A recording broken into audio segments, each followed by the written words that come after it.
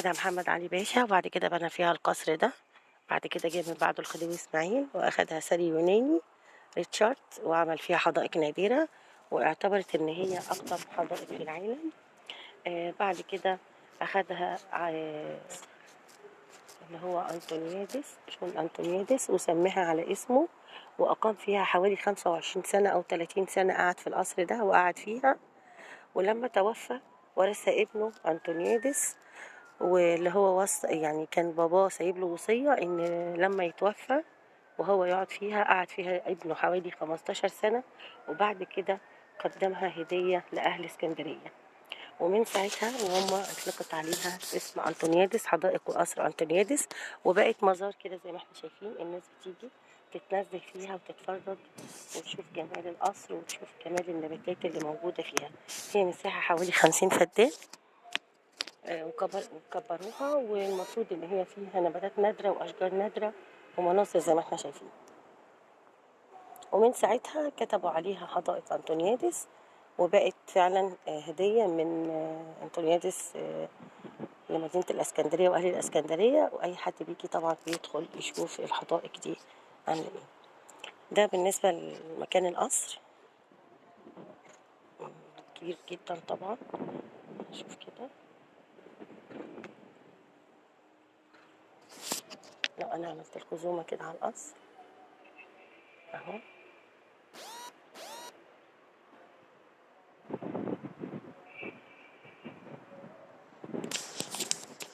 أهو واخد مساحة لوحده، ملوش دعوة بالحدائق اللي ورا. على فكرة المكان ده مثلوا فيه فيلم الملك فاروق، مثلوا فيه كذا حاجة، خاصة أي حاجة تتعلق بالملك فاروق بيجوا يمثلوها هنا في الجناين دي في القصر ده وحوالين الجناين دي. لأن في بره أماكن معمولة زي أماكن كده، مجتمعات حواليها نافورة وكراسي لما كانوا بيقعدوا فيها في عهد الفاطميين ومحمد علي باشا وخديوي إسماعيل والكلام ده. لو أنا همشي بقى يعني أبعد عن القصر شوية وهمشي أوريكم بقية الجناين وجمالها. البنى المبني فيها طبعا الرخام، حاجات بجد نادرة، نباتات، أشجار. طبعا دلوقتي بقى بصينا هنا ايه معهد البحوث اللي هو بتاع الأشجار ده، معينين فيها طبعا جناينية يعني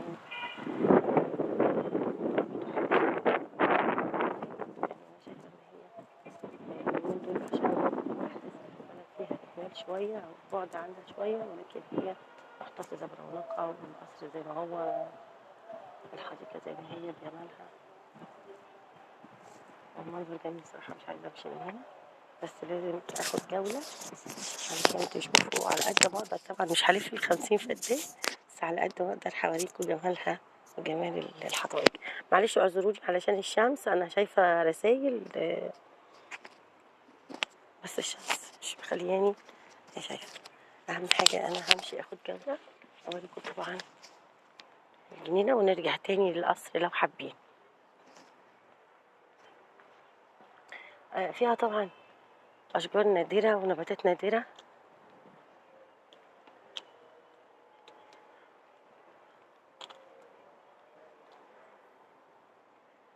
زي ما احنا شايفين، كلها يعني ده جنب كده وده جنب كده، كل حاجة فيها جنب جميلة. يا رب تكونوا شايفين من الشمس. انا بس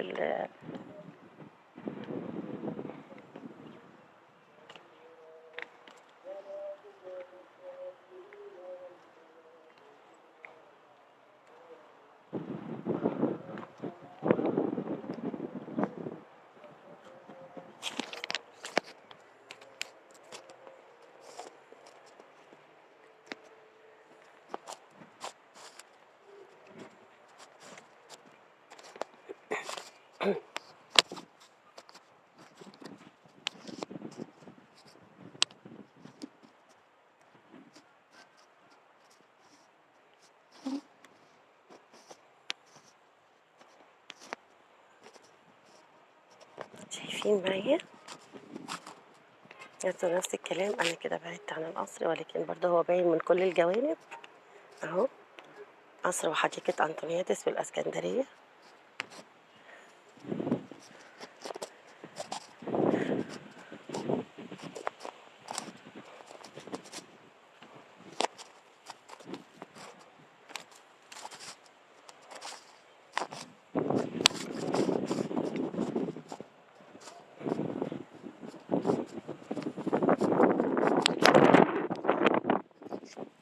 يا رب تكونوا مستمتعين. هي كبيرة جدا يعني اهو.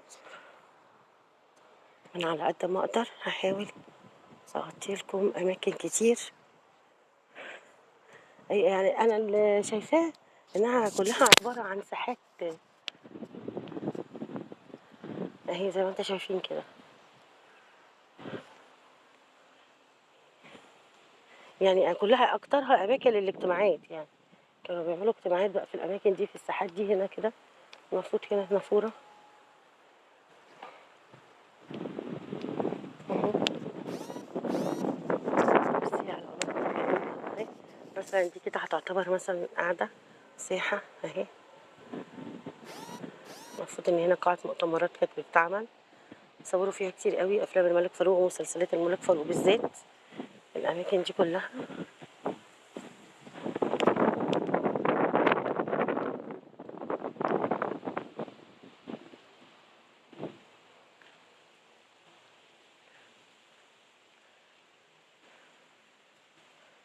معاكم مع الجمال والطبيعة ونباتات نادرة فعلا وحاجات جميلة وكتيرة انا معرفش اساميها، والمفروض كانوا يكتبوا اسامي الاشجار دي والنباتات دي.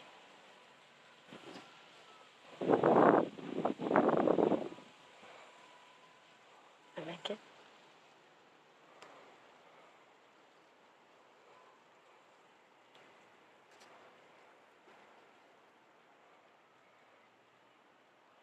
معايا.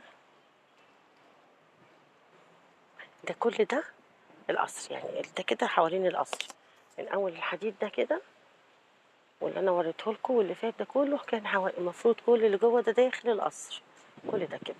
اما بره كده فدي الحديقه اللي جنب القصر، ولسه الحديقه كبيره جدا. يعني 50 فدان دول عباره عن مساحه كبيره جدا يعني. في بقى مكان عاملين فيه تماثيل من ايام عهد اليونانيين، وكاتبين على كل حاجه الاسم بتاعه والشخصيه بتاعته ايه.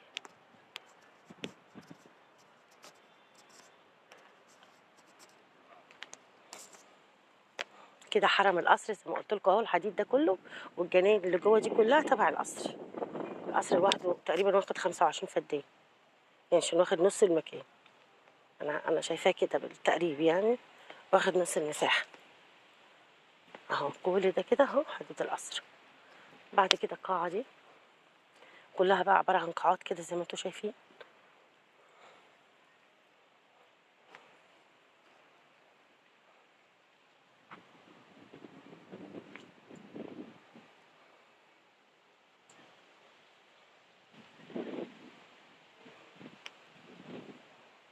شايفين برضو دي ساحه تانية، مؤتمرات تانية وقاعات تانية، وفيها برضو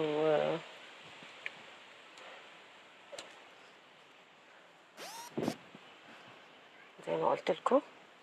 انا مش عايزه اخش في الشمس قوي عشان تشوفوا، يعني تقدروا تشوفوا من الكامل.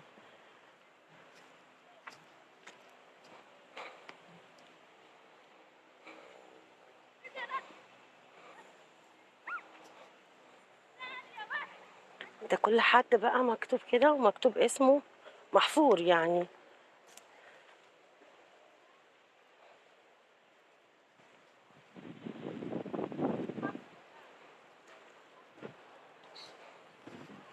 بلاش العريان ده. شايفين المساحة قد ايه؟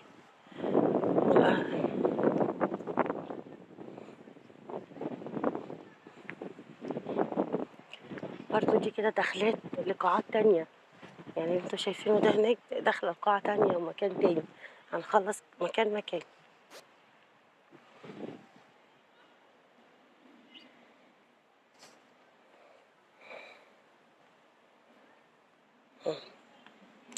عايزين نشوف كده وتشوفوا جمال بلدنا كده الجميلة الحلوة. يا ريت نشوف مكان بلدنا.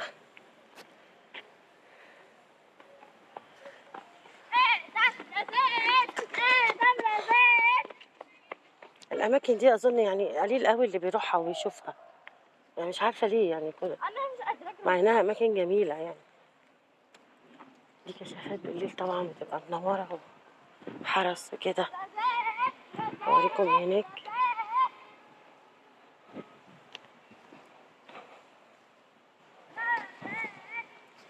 يعني مكان زي ده واسع على 50 فدان وجناين وهوا وشمس وصحي، وكلنا تلاقينا متكدسين في مكان واحد. طب ليه؟ انزل شوف بلدك وجمال بلدك وعرف للناس بلدك فيها ايه. لما يبقى حد سايب لنا حاجة زي دي هدية لأبناء اسكندرية ومدينة اسكندرية ومصر كلها تيجي تشوفها، يعني شايفين الجمال. أكيد طبعا فيها صيانة وأكيد فيها جناينية وبيزرعوا تاني ومتابعينها، لأن مش معقولة هيسيبوا أهي منظم ومنسق خالص يعني، مقصوص بطريقة جميلة جدا. تعالوا نروح نشوف اللي هناك ده.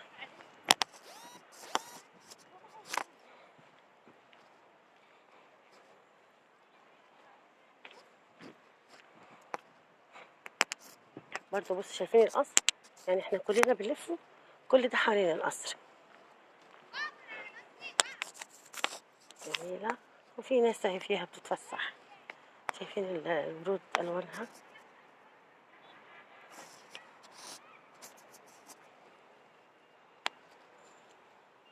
كل دي النماذج اللي كانت عايشة بقى هنا في عهد البطالمة وأيام اليونانيين لما كانوا هنا في مصر. شايفين قد ايه المساحة؟ يعني أنا بحاول ألف عشان أجيبها لكم كاملة، بس مش متهيألي برضو يعني مهما ألف. شايفين القصر؟ احنا كل ده القصر في النص اهو، والمساحة دي كلها واحنا بنلف حوالين القصر.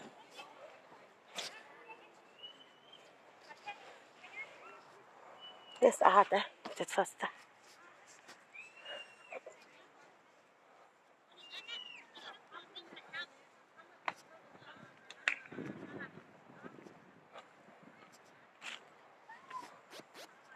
ناس قاعدين وبتفسحوا. مش هجيب الناس بس المنظر هنا جميل، منظر القصر كده هو هنا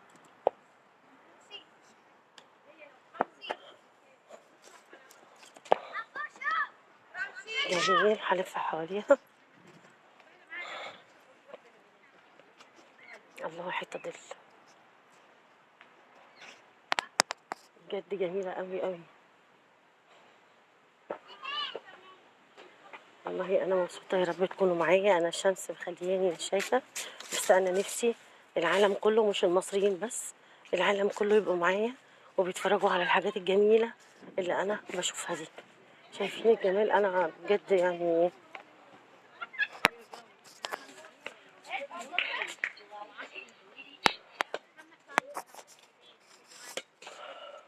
شايفين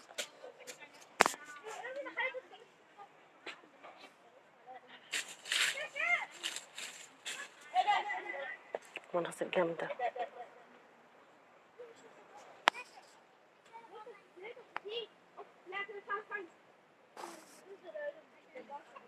أنا لفيت كده حواليها لأن هي دي فيها تماثيل.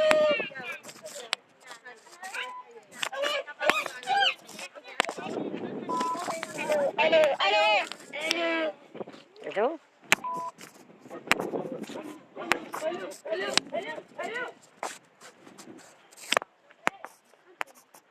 بصوا برضه كلنا بصوا بنروح مهما كان القصر في النص واحنا بنلف حوالين القصر.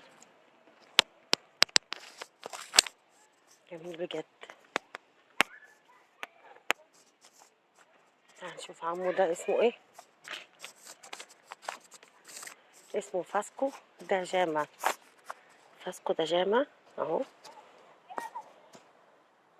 شايفين اسمه؟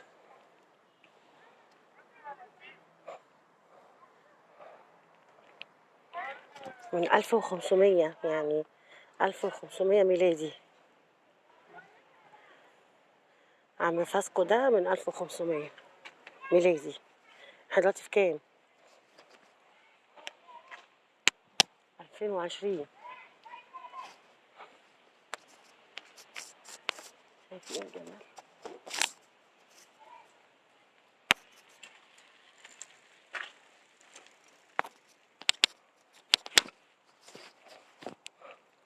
بصوا انا جميل بجد. بصوا الجمال، انا مش عارفه اجيب اخرها،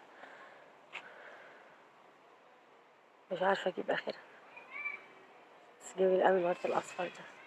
مين بيحب اللون الاصفر؟ شايفين؟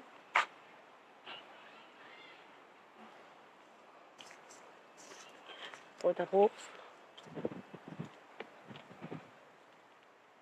بصوا معمول ازاي. تعال نشوف عمو ده اسمه ايه. يعني كريستوفر كولومبوس. هو انت يا كولومبوس اهو. شوف كريستوفر كولومبوس. شايفين اسمه ده من كام؟ 1506. يعني بعد 6 سنين ده تاني. نفس شكله كده، حاسه ان هو يعني. هما كلهم كانوا شبه بعض على فكره. شكلهم كده كانوا شبه بعض. الف حواليها من فوق. هنا عاملين برضو خدمات وجامع ومسجد وكده. ممكن ننزل القصر من هنا، بس اخلص لكم الجنينه دي والف لكم تاني.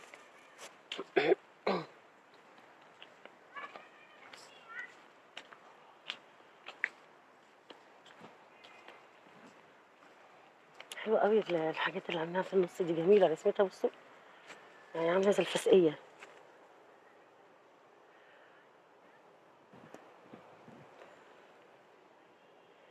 الله عليك يا بلدي على جمالك.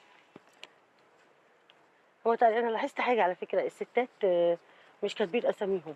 يعني تمثال الست مش مكتوب اسمه، بس الراجل هو بيكتبوا معلومات عنه والاسامي بتاعته كده.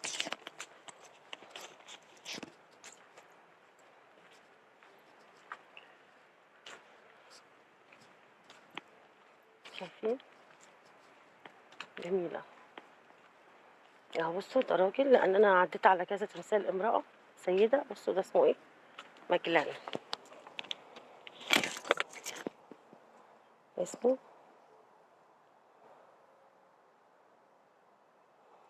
مجلان 1521 ميلادي و1470 هجري. مهم.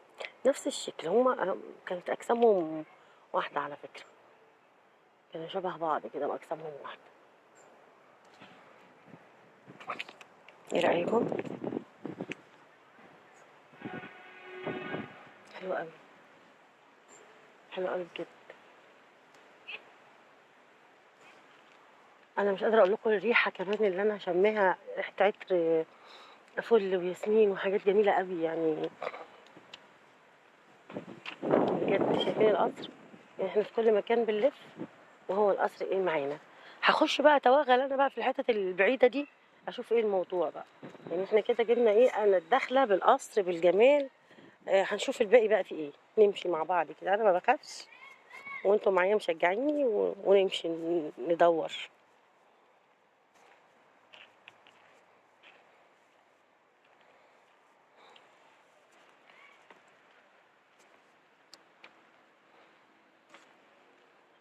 حاجه مش قادره اوصف لكم الجمال. يعني اللي انا مبسوطه قوي يعني بجد ان ده ببلدي. يعني انا مبسوطه ان الجمال ده كله ببلدي. على فكره في اشجار عجوزه جدا اهي، وفي اماكن جوه جامده. بس ايه، عايزه كانت يعني الشجر بقاله تقريبا سنين. والله لا ادخل، هيحصل لنا ايه؟ هدخل هوريكم يعني.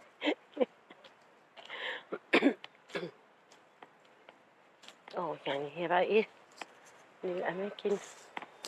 بسم الله الرحمن الرحيم. حاضر.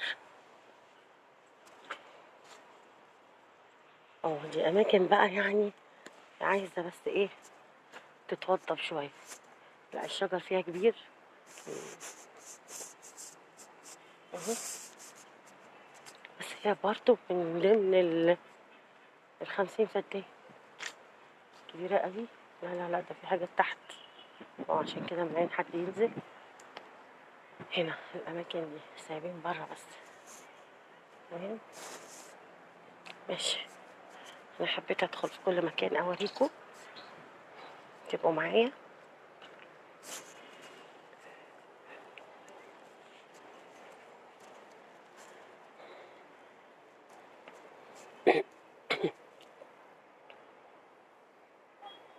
وتشوفوا بلدنا وجمالها. وكده بكون موضوعنا النهاردة عن حديقة أنطونيادس. جميل و- وخلص كده. بس أنا هفضل معاكم بكامل. حاجة أخيرة، لو لسه جديد في القناة دوس اشتراك وفعل الجرس عشان يوصلك كل جديد. ما تنسوش لايكاتكم للفيديو عشان نستمر ونبقى. وشكرا ليكم. ونشوف مع بعض بقى بقية الحديقة، نتكلم براحتنا ونمشي نتفرج براحتنا. ودي كده بصوا الشارع التاني اللي ورا، يعني اخره لفة الحديقة كلها. هي واخدة 4 جوانب، 4 شوارع عندنا رئيسيين، شوارع عمومية. المكان اللي انا كنت فيه جوه اهو، بس فيه لقيت نازلة فخفت اقع بقى، ان هو غويط شوية جوه. احنا هنكمل هنا نشوف مع بعض الجمال، الطريقة الحلوة. الله، بجد في سلالم بتنزلك وسلالم بتطلعك، بس يعني هم هاجرينها شوية. في أماكن تانية. بصوا تحت كمان كام قد إيه بعيد أوي إزاي، وبرضو عايزة توضيب. يعني هم مستكفيين نقولوا ب40 فدان بس برا، الناس تشوفهم وفي حوالي 10 فدان عايزين توضيب يعني. اهو هنا كده. بصوا انا حاسه ان انا ماشيه، يعني شايفين انتوا، شايفين اللي انا شايفاه، شايفين الوسعه قد ايه والاماكن قد ايه. همشي بيكم تاني لغايه اول ما بدينا، البدايه في الاول خالص، ونشوف الساحات والقاعات اللي كانوا بيعملوا فيها المؤتمرات والحفلات والغدا والعشاء والكلام ده بتاعهم ده. يعني بجد احنا كنا بنقعد نقول ايه لما نتفرج على افلام او مسلسلات ملك فاروق وسيدة مصر الاولى وسيدة القصر والكلام ده، كلها بنستغرب بتتصور فين، واحنا عندنا في بلدنا الحاجات الجميلة دي والجمال ده ومش حاسين بيه، واتاريهم بيصوروا في بلدنا. يعني الاماكن دي اهي بتصور الفيلم التيم الحسن لما عمل قصر فيلم الملك فاروق، بيصوروا هنا.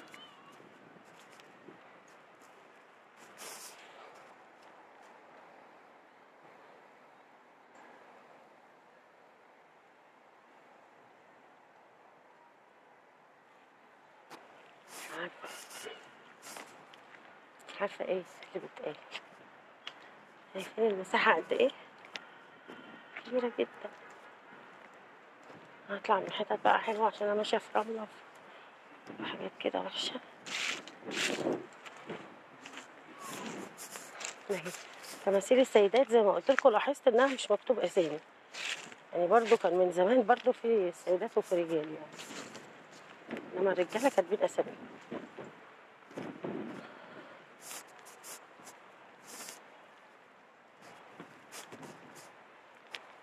كان في مسرح هنا اول، مين يا رب اسمها ايه دي اللي كانت من كام سنة عملت هنا في المسرح ده، جت غنت هنا وقالوا مسرح حديقة أنطونيادس، مسرح أنطونيادس بالإسكندرية. كانت واقفة هنا على المسرح، وسمية الخشاب واسمها ايه التانية دي اللي هم أختين دول، مش عارفة اسمها ايه، انتوا تعرفوا أنا نسيت. كانت عاملة حفلة هنا برضه وتغني هنا، وناس كتير. نهاد توفيق جه هنا زمان كتير، عملوا حفلات طرب هنا بسبب المساحة الكبيرة. شايفين الجمال؟ شايف جمال بلدك؟ افتخر، والله افتخر بمصر، افتخر ببلدك. احنا اللي مش عارفين قيمتها على فكرة. انا حباها وعارفاها، بحب اتفسح فيها، جناينها وشواطئها وشوارعها، بحبها بكل ملامحها. بحبكم معايا. مم. ايه رأيكم؟ طرق طرق معمولة وسط الجناين اهي. رحتوا فين يا اخوانا يا حلوين؟ اتفرج على الجمال. عارفك يا سلام. بصوا، شوفوا الأماكن الجميلة في بلدك. بس هي فعلا فيها أماكن كتير قوي عايزة تتوضى. يعني هم مهتمين بجزء اللي هو الباين، وجزء تاني موتينه أصلا.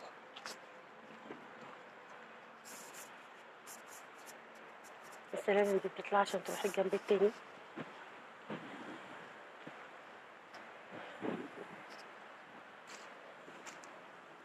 مش عارفة الجنب التاني مهجور ولا ايه. همشي برضه؟ لا أبدا. هنخش الساحة. الله.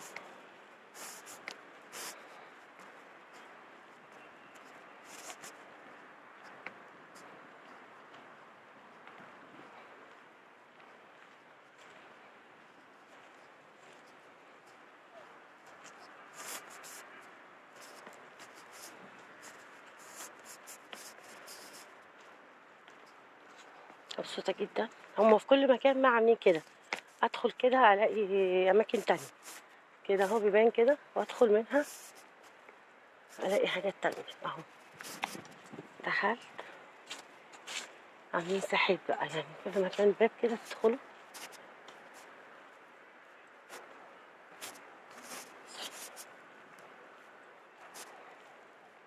زي فسقيات، زي قاعات كده تقعدوا فيها اهو. جميلة بجد والله.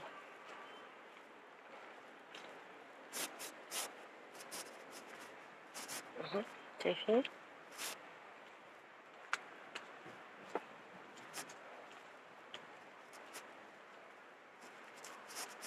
اهو تدخل المكان تطلع من المكان.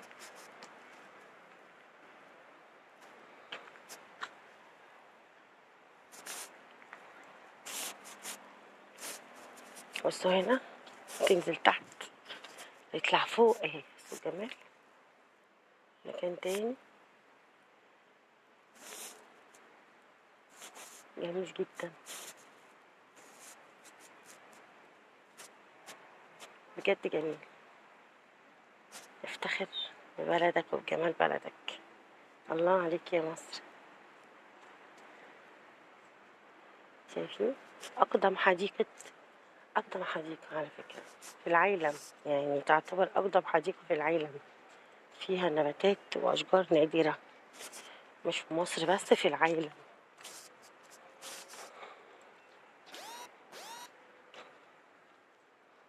اهو تسقيات بيعملوا فيها قاعة مؤتمرات،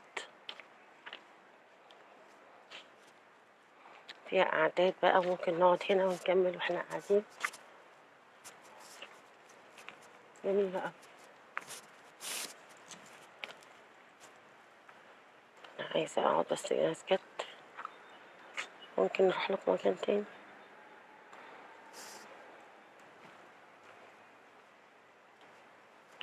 الكراسي زي ما هي، بس أكيد مجددة يعني، عشان أنا الطوب ده أنا شفته.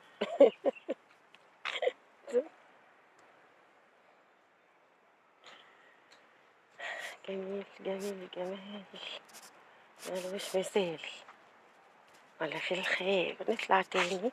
هو ده، بصوا، ده البلاط ده. شايفين؟ ده بتاع زمان ده، اللي كل معبد وكل مكان أثري تروح تلاقي نفس البلاط ده كده. حتى في الأقصر وأسوان المعابد بنفس الطوب ده ولا الرخام ده، يعني نوع واحد. مم. نطلع تاني. بصوا كل مكان تنزل مكان تلاقي تسقية تانية، نافورة حواليها قاعدة، جلسات. كانوا بيتفننوا في القعدات الواسعة، الجنان الجميلة. مش احنا دلوقتي كلنا قاعدين فوق بعض. ده المدخل زي ما قلت لكم، ده المدخل اهو. بعد كده بتدخل بقى شمال ويمين. شوف الحاجات الحلوة دي.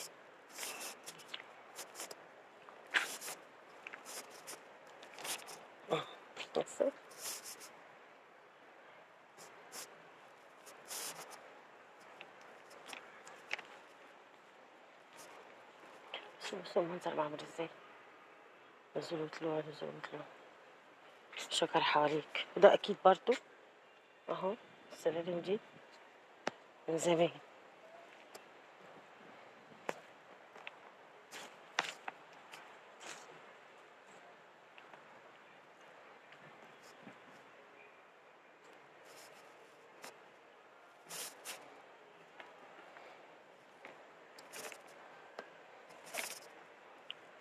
نفس المكان. اه. على فكرة ان كل ده مش مكان واحد، لو تلاحظوا انا بلف كلها، حتى في بالطول كده وفي بالعرض وفي اهي. دي اول مرة ننزلها.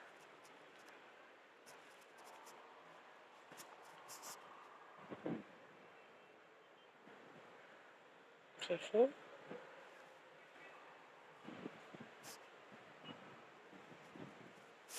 هلف كده واطلع من السلم التاني على المكان اللي هناك اللي في الوش. بس هي مشكلتها بس فيها اللي هي الشجر زي شوك كده، وانا بمشي بيجي عليا. بس كلها دخلات.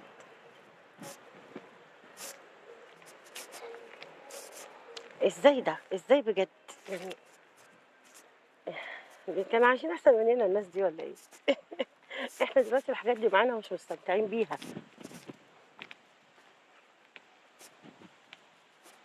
نطلع تاني.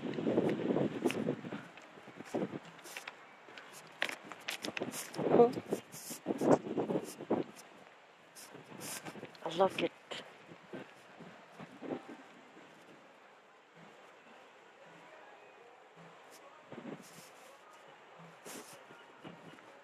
انا خايفه كل الناس اللي معايا يناموا بس من كتر الجو الهواء والخضره. اه جميله. انا تعبت من اللف. بجد تعبت. مكان تاني اهو.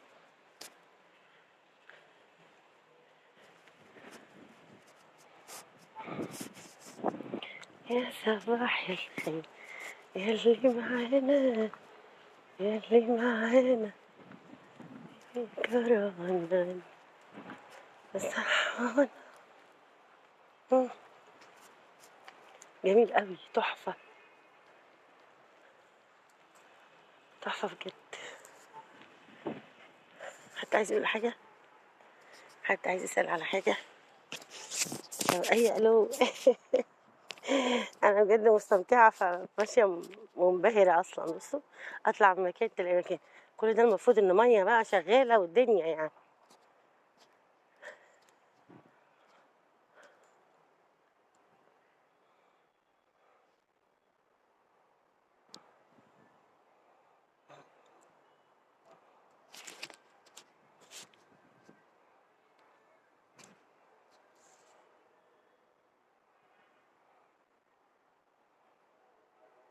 ده كان المطبخ. بصوا الفسقيات كلها معمولة ازاي. نظامي رائع يجنن.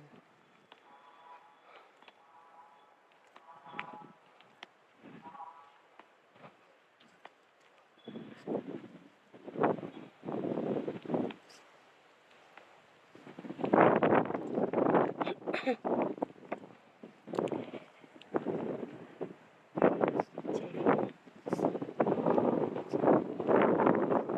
استمتعتوا ولا ايه؟ قعدت أقوم بتغطية المكان والخمسين فدان وحدائق أنطونيادس وقصر أنطونيادس اللي أهدوها لأهالي اسكندرية عهد اليونانيين، اللي سميت على اسمه اللي هو جون أنطونيادس. اللي وصى قبل وفاته إن هي يسيبها هدية لأهالي اسكندرية، وجه ابنه أنطونيوديس ووفى بالوصية بعد ما قعد في القصر رخر 15 سنة. بعد كده وفى بالقصر وأهداه لأهالي اسكندرية ورجع على اليونان. بصوا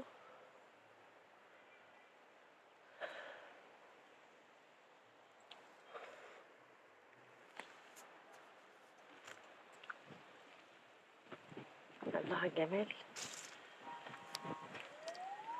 رجعنا من حيث ما بدأنا نختم. احاول انزل كده، بس هو القصر نفس الكلام اللي هو من بره كده، اللي هو انا وريتهولكوا. بصوا واخد الحرم بتاعه ده كله. عايزه احاول انزل كده بس ما نقابلش حد يقول لي رايحه فين جايه منين بتعملي ايه.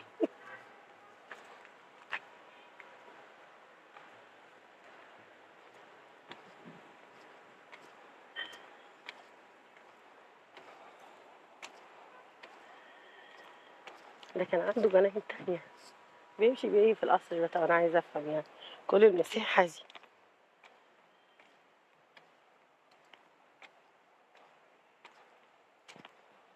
بصوا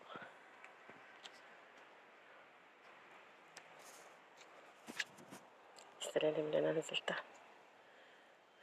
هيكين كده وفي نزول تاني، بس انا هحاول اخرم كده اشوف في ايه هنا. محدش يشوفني بقى ويمسكني.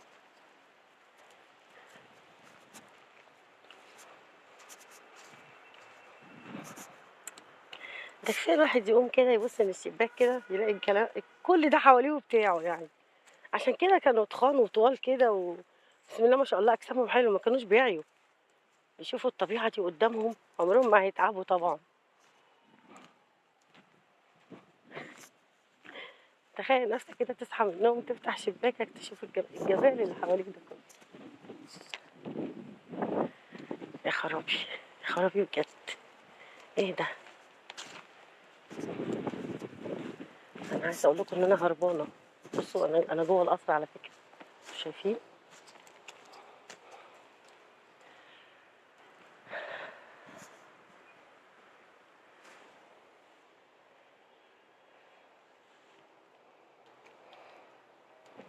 طبعا انا بجد اعذروني يا جماعه عشان الشمس مش عارفه ارحب، بس طبعا انا عايزاكم تستمتعوا من غير اي كلام يعني. تستمتعوا بس. بصوا القصر. طبعا احنا في مكان راقي جدا في اسكندريه، احنا في حوالين سموحه يعني، عند نادي سموحه ودوران سموحه فهي واخده كل ده 50 فدان من المكان ده. بصوا اهو انا هعمل كده. بصوا معايا واحده واحده كده.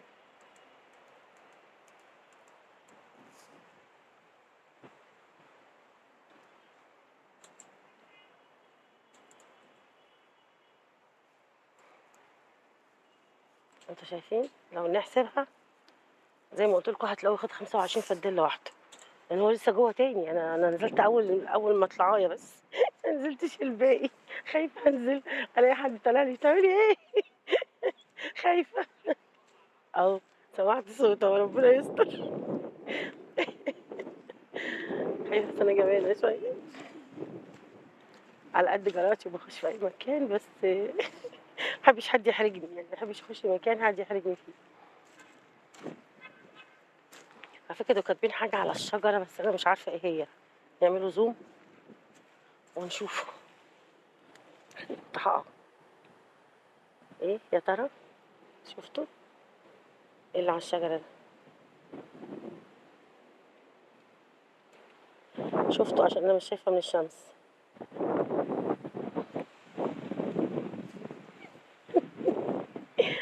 وايه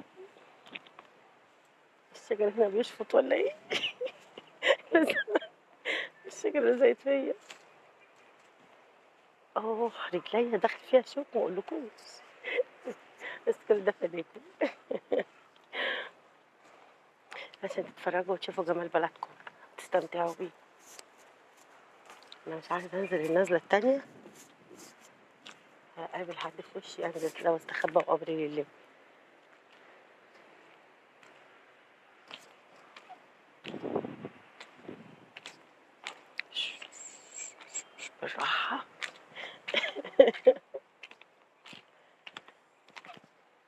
النزلة التانية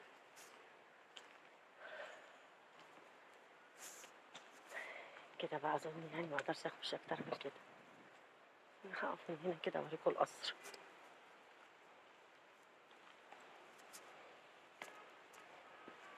الراجل اللي كان واقف هنا مشى الحمد لله.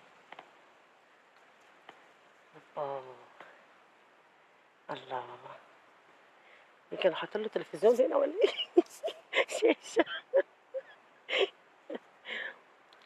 شايفين ده القصر، ده كل اللي انا فيه ده حوالين القصر. لا مش عايزاه يخلص. يقول لي انهاء ليه انهاء مش عارفه. هنا كده كانوا بيبقى مسرح اهو. القصر اهو. انا جوه على فكره، جوه القصر.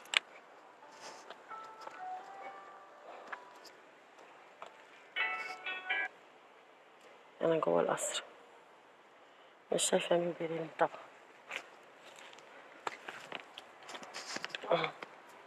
كل دي الجنان اللي حوالين القصر اهي. اه ده لسه.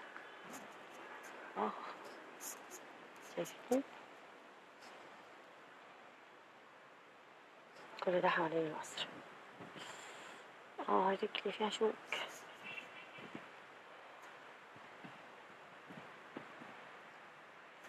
جميل بجد، رائع. مش عارفه اقول لكم ايه تاني.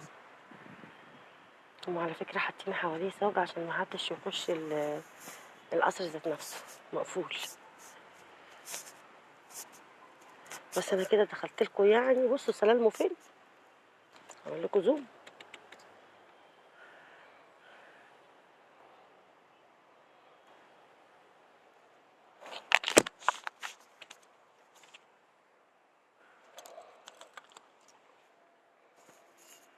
دخلت كتير جدا خلاص كده. كل ده حواليه اهو. شايفين جميل جدا، مكان رائع. اتمنى ان يكون عجبكم. من حديقة وقصر أنطونيادس.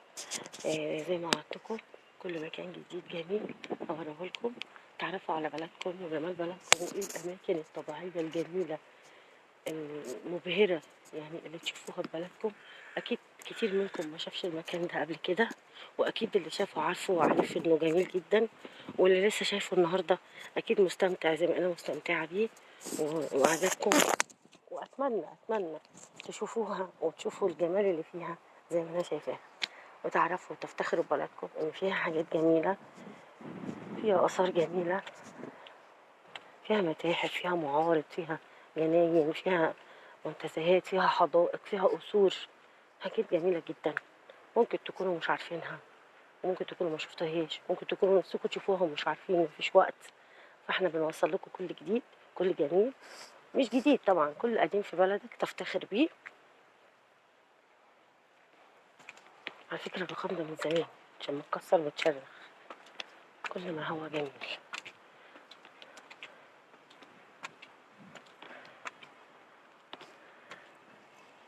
يعني مش عارفة اقول لكم ايه. يا رب تكونوا اتبسطتوا، يا رب تكونوا استمتعتوا زي ما انا استمتعت معاكم بيكم. طبعا بالجنان والحدائق اللي انا شايفاها والجمال بلدي. والله عليك يا مصر. اتمنى كل الناس، كل العالم، مش مصر بس ولا المصريين بس، يشوفوا جمال بلدهم. انا تعبت على فكرة، مشيت كتير جدا.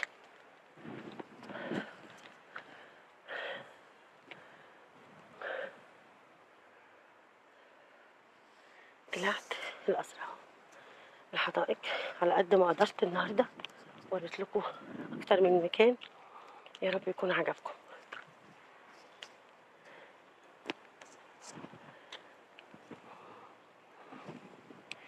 أشوفكم تاني مرة تانية ومكان تاني جميل. يا رب يكون عجبكم. وأقول لكم بقى إيه، إلى لقاء آخر ونتقابل على قناتي على اليوتيوب عالم مختلف. أشوفكم على خير. يا رب يكون بس عجبكم. الجمال الطبيعة عجبتكم. أنا شخصيا استمتعت. ايه رأيكم؟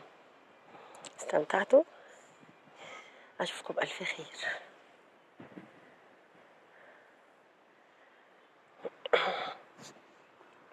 حد عايز يسأل حاجة، حد عايز يشوف حاجة، حد عايز يعرف مكان جديد جميل أو يوصل لمكان مش قادر يوصله بعيد عنه، قولولي، أنا حاضر أوصل لكم لأي مكان تحبوا تشوفوه وانتوا قاعدين في مكانكم.